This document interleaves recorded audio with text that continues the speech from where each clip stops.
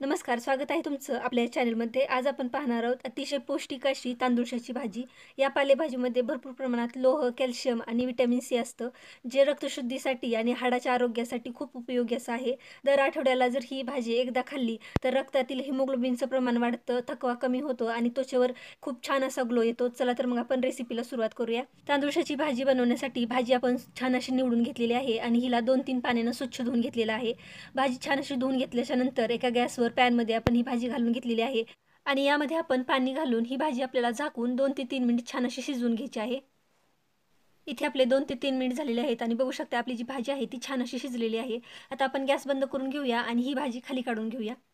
आता या भाजीमधील जे पाणी आहे ते जे आपण शिजवण्यासाठी घेतलेलं होतं ते आपल्याला काढून टाकायचं आहे. त्यासाठी आपण एक चाळण घेतलेली आहे. या चाळणीमध्ये ही भाजी घालून घेऊया आणि यातलं जे पाणी आहे ते निथळून घेऊया. इथे मी ही जी भाजी आहे ती उकडून घेतलेली आहे. कोणी-कोणी न उकडता पण ही भाजी करतात. पण जर न उकडता भाजी केली तर ही भाजी मातकट लागते. त्यामुळं उकडून घेतलेली भाजी कधी पण छान लागते. तर इथे आपण भाजीतलं पाणी काढून टाकलेलं आहे आणि यावर आपण थंड पाणी घातलेलं आहे. म्हणजे या भाजीची जी कुकिंग प्रोसेस आहे ती कमी होईल.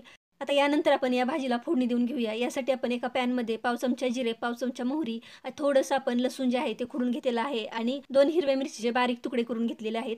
हे छान असं थोडंसं परतलं की यामध्ये आपण मीठ आणि हळद घालून घेऊया आणि हे सगळं छान असं मिक्स करून घेऊया. यानंतर आपण यामध्ये जी शिजवून ठेवलेली भाजी आहे ती घालून घेऊया आणि चांगल्या प्रकारे मिक्स करून घेऊया.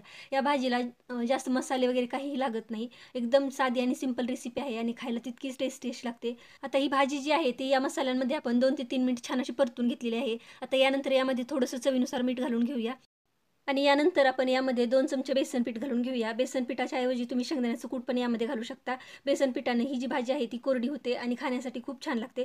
तर आपण जे बेसन पीठ आहे ते छान असं यामध्ये मिक्स करून घेतलेलं आहे. आता अगदी 2 ते 3 मिनिट यावर झाकण घालून घेऊया आणि ही भाजी शिजवून घेऊया. तर तयार आहे आपली अतिशय पौष्टिक अशी तांदूळशाची भाजी. ही भाजी सहसा शहरामध्ये किंवा बाजारामध्ये विकत मिळत नाही. जर कुठं अवेलेबल असेल तर नक्की घ्या, कारण की ही जी भाजी आहे पूर्णपणे ऑर्गॅनिक आहे. याची शेती वगैरे कोणी करत नाही, त्यामुळे फर्टिलायझरचा उपयोग पण यावर काही होत नाही. तर नक्की ट्राय करा आणि आजचा व्हिडिओ कसा वाटला तो पण नक्की कमेंटमध्ये लिहा. भेटूया आपण अशाच एका पुढच्या व्हिडिओमध्ये. तोपर्यंत बाय.